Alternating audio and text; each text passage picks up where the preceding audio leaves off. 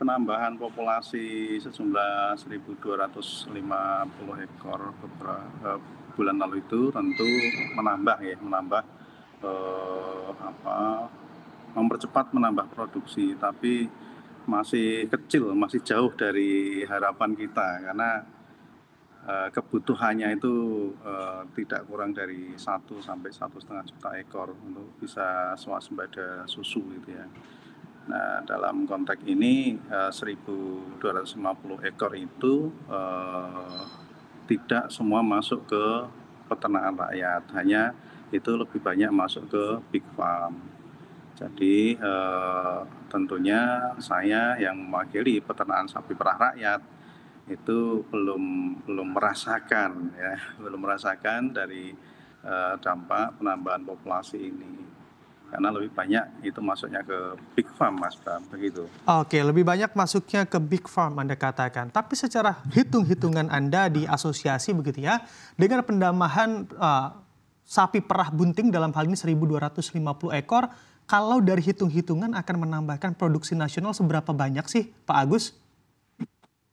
1.250 ekor dengan kapasitas itu rataan produksi kan di laktasi pertama di kisaran 15 liter ya. 15 sampai 20 liter tinggal perawatan. Kita taruhlah misalkan di 15 liter ya baru 15 ton Mas, belum banyak. Baru 15 ton per hari itu paling 15 sampai 20 ton per hari. Jadi belum banyak itu. Makanya kalau program Presiden mendatangkan sampai ada yang bilang 1,5, ada yang bilang 2 juta ekor, itu baru nanti terasa betul. Dan kita tentunya mewakili peternak sapi perah rakyat itu sangat apresiasi apabila importasi sapi perah ini lebih banyak diberi ruang untuk penetrasi ke peternakan sapi perah rakyat. Jadi bukan ke big farm, sehingga multiplier efeknya terasa bagi masyarakat. Kita pengen ada revitalisasi sentra-sentra peternakan rakyat yang dulu zaman Orde Baru pernah jaya, hari ini sudah kosong. Nah ini yang perlu direvitalisasi gitu ya. Karena mereka tuh masih banyak berharap sentuhan-sentuhan dari pemerintah gitu di wilayah-wilayah yang dulu pernah berjaya sektor peternakan sapi perahnya. Kira-kira begitu Mas Bram. Oke, baik. Anda katakan sapi perah yang diimpor ini belum sampai ke petani-petani kecil atau peternak-peternak susu sapi yang skalanya lebih kecil.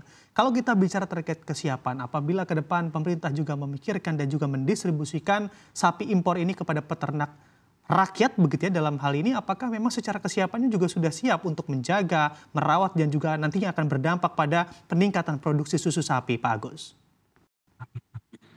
Tentu peternak sapi perah skala rakyat atau peternak sapi perah rakyat ini sudah sangat siap ya.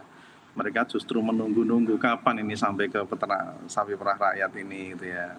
Dan itu yang sangat diharapkan oleh peternak sapi perah rakyat. Yang secara kultur mereka ini memang dulunya adalah peternak sapi perah rakyat sentra gitu ya. Tapi karena situasi kondisi yang tidak kondusif pasarnya saat kemarin itu tentunya mereka beralih ke sapi potong, ada yang beralih ke kambing potong, yang ini mereka mulai ada gairah, ada minat untuk peternak sapi perah kembali. Nah ini yang perlu disentuh harusnya gitu ya.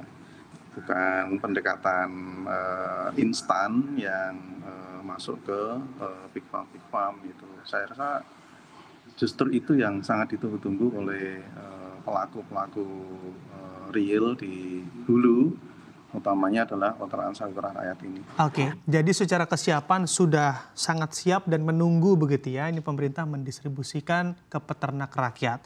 Tapi kalau kita bicara terkait komunikasi dengan pemerintah sejauh ini, peternak rakyat dengan pemerintah, seperti apa Pak Agus? Kalau komunikasinya dalam tahap begitu ya, menginginkan distribusi sapi cepat sampai ke peternak rakyat.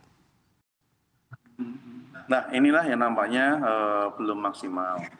Jadi saya melihat dari asosiasi melihat bahwa komunikasi itu baru sebatas pada pabrikan-pabrikan.